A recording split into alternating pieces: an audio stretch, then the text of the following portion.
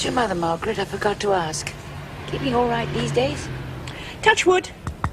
Oh, did I tell you I ran into Mrs. Biswell the other day? Asks to be remembered to you. Says all the tongues have started wagging down our old road. Because, do you remember Bianca Dunlop? Lived 3 doors along. Yes.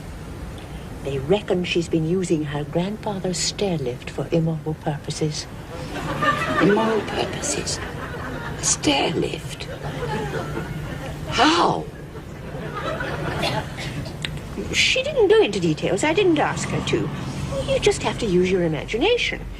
Man from the social services who went round there said it showed far more signs of wear and tear than it should have done, and that's what first tipped them off. Can't say as I'm surprised. I know. Well, of course, she wears nothing in bed except Sainsbury's cocoa butter.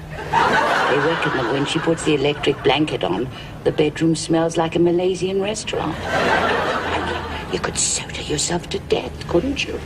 No. Oh, now, you know that lady that lives on the corner moved into Mr. Spiller's old house? Mr. Spiller? You remember? He had that blind parrot that he taught to fly around with the lead of a guide dog in its beak. Oh, yes.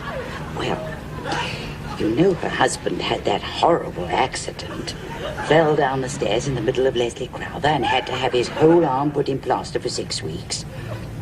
Well, apparently there was the most terrible blunder made up at the hospital, because when he went back there to have the cast taken off, there was nothing in there. His hand was there, but no arm. It's the gospel truth. Mrs. Burkett told me on top of the bus. Oh, for God's sake, absolute tripe you do talk the pair of you. I've never heard such a load of absolute drivel in all my life. Where do you hear such bloody things? Sorry, Mr. Meldrew. What people wear in bed and what they don't. You'd think people want to keep things like that private.